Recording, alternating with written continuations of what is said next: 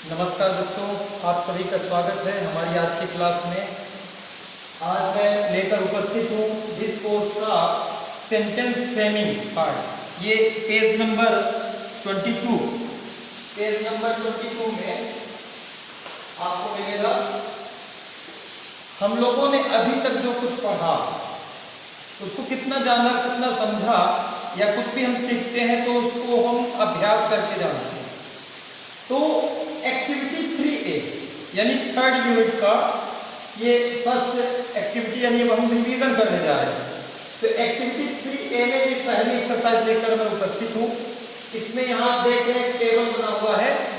इस टेबल में आप देख रहे हैं 1 2 3 4 5 कॉलम और यहाँ पर दो कॉलम सब डिवाइडेड हैं क्योंकि यहाँ पर दो अलग अलग कैटेगरी के सब्जेक्ट हैं। यहाँ पर आई है, उसके साथ एम का यूज करेंगे और डी और सी के साथ इज का यूज करेंगे और ये एक कॉमन रहेगा, सबके साथ आएगा। अब इनको लेकर के हमको सेंटेंस बनाना है दोस्तों। आई एम अ बॉय, पहला सेंटेंस क्या हो जाएगा? I am a boy. मान लीजिए कोई लड़की बताती है अपने बारे में, तो क्या बोलेगी? I am a girl, I am a girl. ठीक है। फिर अब ये आई से दो ही सेंटेंस यहाँ बनेंगे, आप देख रहे हैं स्पष्ट है।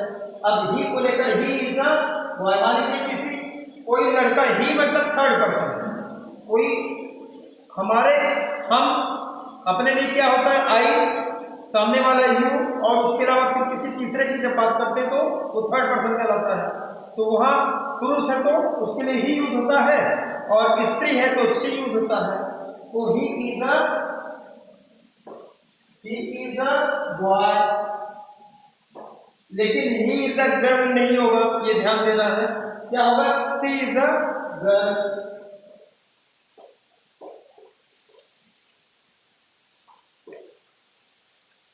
ठीक है ना? तो यहां भी दो ही सेंटेंस बनेंगे। यहां पर ये केवल 4 सेंटेंस बनेंगे। He is a boy, she is a girl, I am a boy, I am a girl. ठीक है। इसके बाद दूसरी एक्सरसाइज अभी बताता हूं मैं आपको। बच्चों यहाँ देख रहे हैं आप कि दूसरा टेबल है। यहाँ पर फर्स्ट कॉलम में 3 प्रोनाउन है, this, that, it. Second column में एक हेल्पिंग वर्ब है और उसके बाद हेल्पिंग वर्ब प्लस नॉट है। लेकिन यहाँ पर ये इज हेल्पिंग वर्ब को कम नहीं कर रहा है, इनकम्प्लीट वर्ब को कम कर रहा है। हेल्पिंग वर्ब वहाँ पर होती है जहाँ मेन वर्ब होती है, क्योंकि यहाँ मेन वर्ब नहीं है तो ये यहाँ पर इनकम्प्लीट वर्ब है। तो दिस इज माई पेन, एक सेंटेंस बना।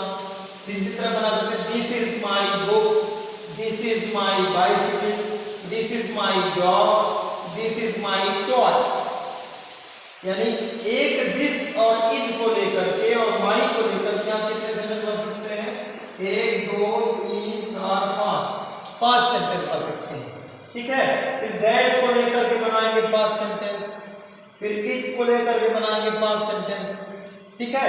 फिर अगली बार योर का यूज होगा, फिर हिट का यूज होगा, फिर हर का यूज होगा। इस तरह से हम इसमें 4 ये है और ये कुल कितने हैं? 5 है ना। 5 को 20 और यानी 60, लगभग 60 के करीब सेंटेंस यहाँ बना सकते हैं। और यहाँ एक और निगेटिव सेंटेंस भी है, यहाँ पर इज के बाद इज नॉट भी है। तो इस तरह से यहाँ कुल 60 के डबल यानी कि 120 सेंटेंस बन सकते हैं। तो इज नॉट यानी नहीं है, इज माने है। This is my book, this is not my book. ये मेरी किताब है, यह मेरी किताब नहीं, उसका जस्ट निगेटिव है। ठीक है ना। तो कुछ मैं यहाँ पर सेंटेंस बना रहा हूँ बच्चों, आप भी मेरे साथ बनाइएगा, प्रयास करिएगा, मेहनत करिएगा। चलिए यहाँ लिख रहा हूँ, आप देखिएगा। जैसे यहाँ मैंने दिस, दैट, इट का यूज करके 3 सेंटेंस यहाँ बनाया है। ठीक है। अब योर मैं बना रहा हूँ, this is my book,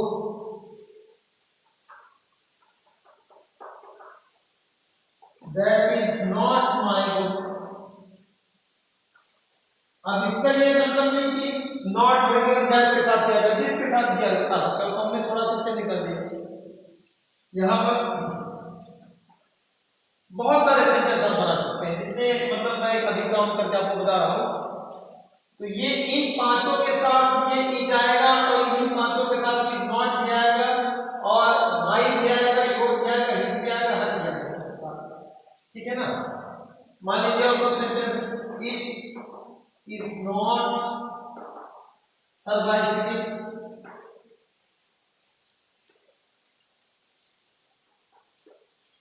this is my dog,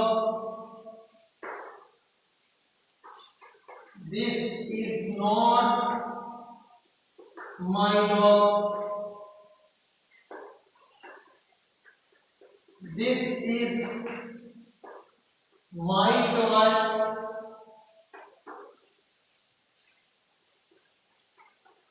this is not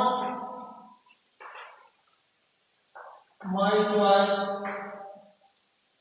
मैं जो बच्चे भी शुरू कर रहे हैं सीखना सेंटेंस बनाना, उनको मैं ये सुझाव दूंगा, क्या है कि मैं अभी जिस तरीके से बता रहा हूँ तो जिनसे बनता है पहले से उनको तो जल्दी समझ में आ रहा होगा, लेकिन जिनसे नहीं बनता उनको नहीं समझ में आ रहा होगा।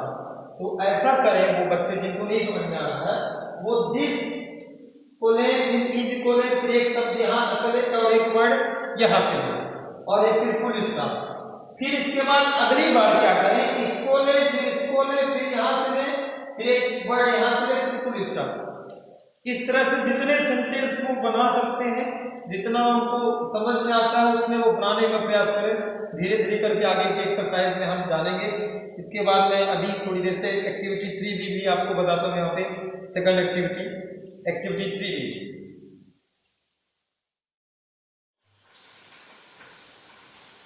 बच्चों ये एक्सरसाइज 3B लेकर मैं उपस्थित हूँ। यहाँ पर देखिए 3 वर्ड हैं।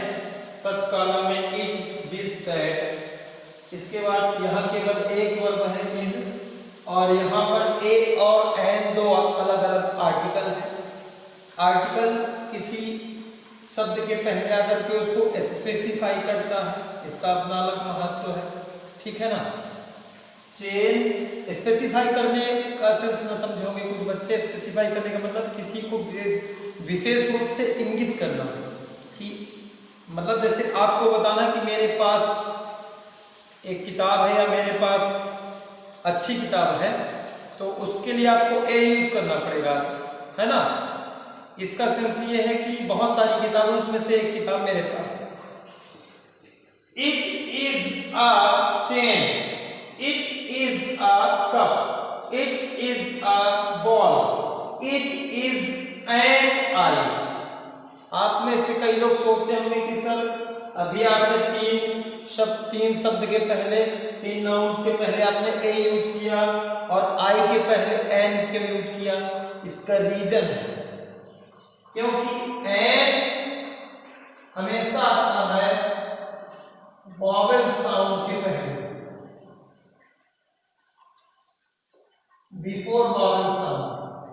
दैट मीन्स एक शब्द जिसका पहला अक्षर वावेल हो या कि पहला अक्षर वावेल ना हो, वावेल माने स्वर। अच्छा, थोड़ा सा आगे वावेल का परिचय करा देता हूं, बहुत सारे बच्चे वावेल न समझ रहे होंगे। तो वावेल होते हैं अंग्रेजी में ए, ई, आई, ओ, यू। ठीक है। और जब हम उच्चारण पर जाते हैं, यानी इनके उच्चारण पर जाते हैं, तो उच्चारण हिंदी में क्या क्या होते हैं आप सब जानते हैं, है ना। ये उच्चारण है ना। तो हिंदी उच्चारण क्योंकि हम प्रोनाउंसिएशन करते हैं तो उसमें हिंदी सेंस होता है। तो यहां पर ये ध्यान देना है कि कई बार ऐसा भी होता है कि वावेल होता है, शुरू में यू होता है, लेकिन उसका प्रोनाउंसिएशन जो है वो वावेल से नहीं होता, तो वहां पर नहीं होगा ऐसा। लेकिन जहां वावेल होगा वहां पर हम एन यूज करेंगे, वावेल साउंड होगा। जैसे आई हम लिख रहे हैं, इसमें ई वाई ई, इसको हम क्या पढ़ रहे हैं आई। वावेल आया शुरू में, इसलिए इसके पहले हमको एन लगाना पड़ेगा।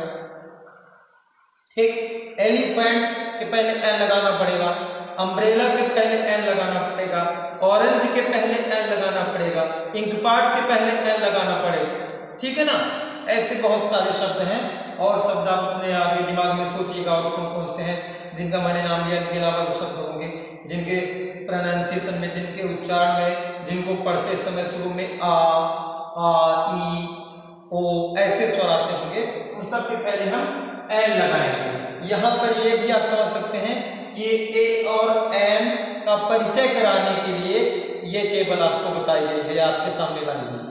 ठीक है, ये बुक में दिया है, पेज नंबर 23 में आप देख सकते हैं, पेज नंबर 23 में ये है। ठीक है, तो इसमें कैसे सेंटेंस बनेंगे? इज का यूज सबके साथ हो सकता है, इज का यूज सबके साथ होगा ही क्योंकि एक ही यहाँ पर दिया है। ए का यूज सबके साथ नहीं होगा, ए का यूज केवल किसके साथ होगा? जिसमें शुरू में कॉन्सोनेंट होगा या कॉन्सोनेंट साउंड होगा। अभी हमने वावेल की चर्चा किया, अब थोड़ा कॉन्सोनेंट की चर्चा कर लेते हैं। कॉन्सोनेंट क्या है? कॉन्सोनेंट मतलब जिसमें कि व्यंजन जिसको बोलते हैं हम लोग, है ना। कॉन्सोनेंट में B, C, D, F, G, H, J, K, L, M, N, P, Q, R, S, T, V, W, X, Y, Z, ये कॉन्सोनेंट है। ठीक है, कॉन्सोनेंट और वॉवेल मिल करके शब्द बनाते हैं, वर्ड बनाते हैं। केवल वॉवेल से शब्द पॉसिबल नहीं है और केवल कॉन्सोनेंट से शब्द पॉसिबल नहीं, दोनों मिलकर के कोई वर्ड बनाएंगे। एक बात मैं हर और कहना चाहूंगा थोड़ा सा, ये जो कॉन्सोनेंट आप देख रहे हैं इसमें दो ऐसे कॉन्सोनेंट हैं जो कि कभी कभी वावेल का भी काम करते हैं, कभी कभी वो उच्चारण बनाने में मदद भी करते हैं। जहां पर वावेल नहीं होता वहां पर वो वावेल का काम कर जाते हैं और नहीं तो कॉन्सोनेंट का भी काम करते हैं। ऐसे दो कॉन्सोनेंट हैं, वो है डब्ल्यू और वाई। डब्ल्यू और वाई ऐसे कॉन्सोनेंट हैं जो कि कभी कभी वावेल का भी काम करते हैं। अब इसमें ज्यादा डीप में जाते हुए केवल यहाँ पर इस एक्सरसाइज को हम लोग समझेंगे। पहले ये एन किसके साथ आएगा? तो इसके साथ आएगा, आई के साथ आएगा एन। यहाँ पर मैं सर्कल किए दे रहा हूँ, आई के साथ एन आएगा, अम्ब्रेला के साथ एन आएगा, एक्स के साथ एन आएगा, हॉर्स के साथ नहीं आएगा, हॉर्स आ उसमें एच है और प्रोनाउंसिएशन में भी कॉन्सोनेंट है। और इसके साथ एन, यानी कुल कितने वर्ड्स के साथ एन आएगा? 1 2 3 4 वर्ड्स के साथ एन आएगा और 6 वर्ड्स के साथ जो है 6 यहाँ पर जो अगर नाम दिए गए उनके साथ ए है। ठीक है, तो इसको इसमें अब सेंटेंस बनाने की बात हो गई। अभी तो हम वावेल कॉन्सोनेंट समझ रहे थे, अब सेंटेंस कैसे बनेंगे तो ये मैं अभी आपको बताता हूँ बोर्ड पर। ठीक है ना, इसको मैं इरेज करूंगा, आप लोग जो इसको ध्यान से देखिएगा, फिर इसके बाद वीडियो आगे बढ़ाइएगा। तब तक मैं इसको इरेज करता हूं।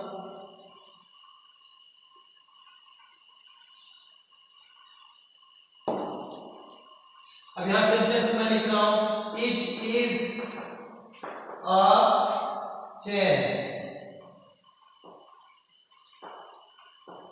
अब इट भी यूज कर सकते हैं, दिस भी यूज कर सकते हैं, दैट भी यूज कर सकते हैं। अच्छा, एक बात और कहना चाहूंगा कि एनिमल्स के लिए इट प्रोनाउन यूज होता है। ठीक है, स्पेशली अगर हम किसी प्रोनाउन को यूज करेंगे एनिमल्स के लिए तो इट यूज करेंगे। तो यहाँ एनिमल्स कौन कौन है? ये बैट एनिमल्स के लिए बैट चमगादड़ भी होता है। अगर चमगादड़ जैसे इसमें इसका यूज करेंगे तो यहाँ इट हो जाएगा, इट इज अ बैट। या कि फिर अगर बैट माने बल्ला होता है वहां तो दिस भी हो सकता है, दैट भी हो सकता है। आने के सारे प्रोनाउन आ सकते हैं, लेकिन इट एक ऐसा प्रोनाउन है जो एनिमल्स के साथ भी प्रयोग होता है, एनिमल्स के लिए भी होता है। तो it is an umbrella या this is an umbrella, कोई भी यूज कर सकते हैं। this is a ball,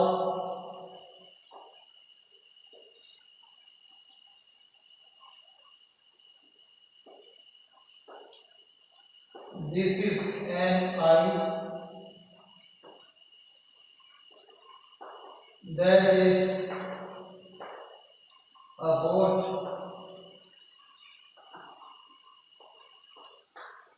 that is an umbrella। ऐसे बहुत सारे सेंटेंस यहाँ बनेंगे। दिस इज एन एक्स, अभी हमने सर्कल किया है, जहां सर्कल किया उनके साथ क्या आएगा, एन आएगा, ठीक है ना। This is an x, this is an out, this is horse, this is a bat या इट इज अ बैट भी कर सकते हैं, है ना। तो इस तरह से ये एक्सरसाइज आप करिएगा, ये मुख्य रूप से अभ्यास करने के लिए है।